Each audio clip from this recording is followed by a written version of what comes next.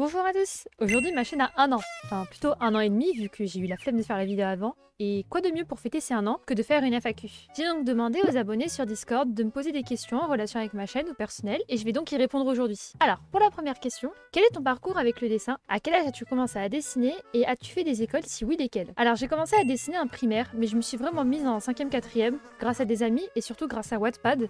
Car c'est ici que j'ai commencé à poster mes premiers dessins. Bon, la fille qui a rien compris parce que Wattpad ça sert plutôt à poster des histoires que des dessins. Mais bref. Est-ce que j'ai fait des écoles d'art? Oui, bien sûr. J'ai fait 2 ans en STD2A, donc j'ai fait une première et une terminale, ainsi qu'1 an à New Age. Une très bonne école de jeux vidéo, mais à cause de problèmes personnels et financiers. Et surtout, en tant que sudiste, la vie à Paris ne me plaisait pas du tout, donc je suis retournée dans ma campagne. Pourquoi avoir commencé à faire des vidéos? Alors quand j'étais plus jeune, je regardais des vidéos de Zoe Chan, Slipper et Choco Dessine. Je parle d'un temps que les moins de 20 ans ne peuvent pas connaître, bien sûr, hein. Et je voulais faire comme eux.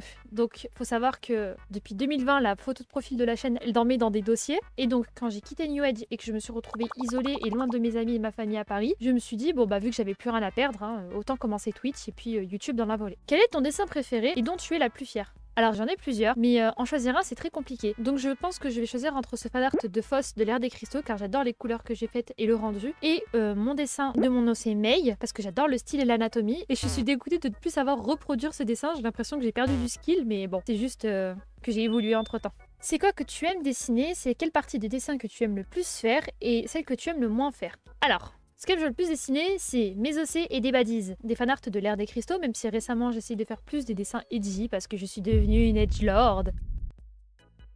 Mais en même temps, je suis en conflit personnel car j'adore les trucs un peu kawaii, un peu mignons, mais en même temps, j'ai envie de faire des trucs un peu plus edgy quoi. Les parties que j'aime le plus, ce serait les cheveux, les mains et les visages. Et celle que j'aime le moins, c'est les pieds. Je déteste dessiner les pieds ou des chaussures. Je fais toujours des triangles et parfois... En fait, la plupart de mes dessins, on voit jamais des pieds et c'est parce que je déteste les faire. Alors, quel est ton processus quand tu fais des vidéos? Je pense à une idée, je fais des grandes lignes qui traînent sur un papier ou sur un post-it. Il faut savoir que la plupart de mes vidéos tiennent sur des post-it. Et ensuite, je fais le texte, puis la miniature. Mais, il m'arrive un petit peu trop souvent même, que je fasse des brouillons de mes miniatures en tout premier et ensuite je modèle la vidéo selon l'idée de la miniature. Aïe aïe aïe, la pire des questions. Alors, qu'est-ce qui t'a fait découvrir l'ère des cristaux et pourquoi ça t'a embarqué? Fallait pas vraiment pas poser cette question parce que j'adore l'ère des cristaux. Mais heureusement que c'est une FAQ parce que sinon j'aurais fait une vidéo de 45 minutes sur pourquoi j'aime l'ère des cristaux et j'aurais pu être vraiment capable de le faire. Mais surtout, comment je l'ai découvert? Une amie m'avait parlé du manga et je lui ai dit il est là depuis ton manga pourri, ouais. Et quelques années plus tard, sous un de mes tweets, quelqu'un m'a dit hey, ton style il collerait bien avec celui d'Ère des Cristaux. Et je me suis dit bon bah pourquoi pas donner une chance. Au départ j'ai eu un petit peu du mal, mais épisodes 2 et 3 j'ai direct accroché et j'ai suivi directement le manga et ça m'a marqué parce que j'adore les histoires d'horreur psychologique et en plus de ça du body horror, et surtout que j'arrive facilement à m'identifier à certains personnages. Quelles sont tes inspirations artistiques? J'adore beaucoup d'artistes, mais la plupart d'entre eux ont disparu de l'écosystème des réseaux sociaux comme Orchild ou Gabriel Morel. Mais ceux qui sont encore actifs, ce serait Elmorod, Perry Dixon Maple, Cosly et récemment Signy, Vineart, Illusion 7 et Takeshi Obata. Quel est le conseil que tu donnerais à quelqu'un qui veut se professionnaliser en sachant que c'est un autodidacte? Je vous conseille de demander des parcours à quelqu'un qui a réussi dans le domaine que tu souhaites faire, de continuer à regarder des interviews et de saisir des opportunités ou même de t'en créer comme je l'ai fait avec YouTube. Même si en art j'ai échoué à me professionnaliser, j'ai quand même réalisé mon rêve de base, c'est-à-dire de faire une chaîne YouTube pour parler de dessin. Quel est ton parcours artistique scolaire? Quel est ton film / série animée préférée et pourquoi? Quel est ton top 3 d'artistes préférés et pourquoi? Et comment tu as créé ton perso navet et d'où vient ton idée? Alors, mon parcours artistique, c'est que j'ai fait un bac STD2A et ensuite une demi-année en prépa d'art à New Age, qui m'a fait beaucoup progresser comparé à la STD2A. Et c'est grâce aux idées de New Age que j'ai fait le STA. Mon film préféré, ce serait sûrement Perfect Blue parce que j'adore l'horreur psychologique. Mon top 3 artistes seraient Orchid, Gabriel Morel et Takeshi Obata. Et comment j'ai créé mon personnage navet? Je l'ai créé il y a très longtemps et je voulais faire juste un loser qui est un petit peu un loser, un peu comme moi, banal, etc. Donc la fille aux tresses, grosses lunettes et cheveux noirs violets, c'est un personnage un peu passe-partout, on le voit un petit peu partout et moi, vu que je suis plutôt banale, je me suis sentie plutôt bien dans le personnage. Quels sont tes projets professionnels actuellement? J'aimerais tenir un stand de convention et je pense qu'après avoir fait ça, j'aurai réalisé tous mes rêves de gosse. Donc voilà, mon prochain objectif, c'est d'être assez fameuse sur Insta, YouTube, etc.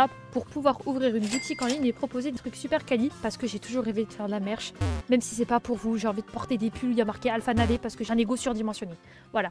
D'où vient ton pseudo? Alors de base, mon pseudo c'est Alpha Betrave parce que j'avais vu une photo de vieille sur Pinterest et mon ancien pseudo collait pas à l'idée de la vieille que je voulais mettre en PP. Donc vu que je mangeais des betteraves en tapant sur mon clavier, alphabet plus betterave, Alpha Betrave.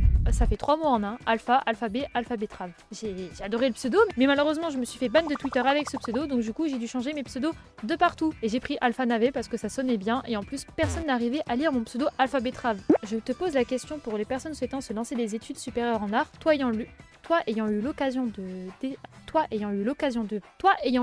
d'essayer, quel conseil donnerais-tu? Penses-tu que ce sont des études accessibles à tous? La passion et l'envie de dessiner suffit-elle à y accéder? Y a-t-il des choses auxquelles il faut se préparer? Il ne faut surtout pas lésiner sur les fondamentaux et la charge de travail. L'erreur que j'ai faite, c'était ça. Donc du coup, je m'y prenais toujours à la dernière minute et je pense que c'est une des raisons pour lesquelles j'ai un petit peu échoué en art. Il faut toujours donner le meilleur de soi. Personnellement, à New Age, il fallait vraiment avoir le cœur accroché car nos devoirs étaient rendus en tier list, sachant que ma meilleure note c'était 7 tiers alors que je donnais mon maximum. Donc ça m'a vraiment un petit peu blessée. Mais voilà, c'est le jeu, c'est pas grave. Moi je savais qu'il y avait une tier list et je pensais que j'allais m'en sortir. Mais bon, voilà, j'ai trop lésiné sur mes trucs et puis voilà. J'ai pas tenu le coup, mais d'autres ont réussi et je suis très fière d'eux.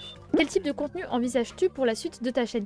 Merci Clay pour la passe D monumentale. J'attendais cette question avec impatience. Je trouve qu'on m'ennuie pas mal avec mes vidéos tuto et j'aimerais me diversifier en faisant des vidéos storytime de temps en temps, un peu beaucoup souvent quand même. Voilà, je vais devenir une pâle copie des artistes storytime, mais vous inquiétez pas, elles sont vraiment sympas. Et surtout parce que je ne me trouve pas assez qualifiée pour donner de vrais bons conseils, alors qu'être une yappeuse, ça je sais faire. Sachant que ceux qui suivent mes lives savent qu'il y a des anecdotes tirées par les cheveux. Quelle est la chose que l'on doit faire pour avoir de la discipline et dessiner tous les jours? Réponse un petit peu décevante peut-être, mais il faut savoir se faire violence et dessiner tous les jours. Se donner des challenges et des objectifs sont les meilleurs moyens d'avoir une bonne discipline. Alors, je dessine en autodidacte et j'ai l'impression que je m'éparpille dans mon apprentissage. Quelle ligne conductrice peux-tu me donner car je veux devenir mangaka? Je te conseille de regarder des interviews et de te lancer dans des petits projets personnels, sur Mangadex par exemple, et même si les histoires et les dessins sont nuls, vaut mieux se lancer une fois pour toutes et ensuite ne plus avoir d'autre choix que de continuer, que d'y penser tous les jours et de regretter de ne t'être jamais lancé. En plus, c'est en se jetant à l'eau que tu pourras savoir si ce que tu fais te plaît vraiment ou pas.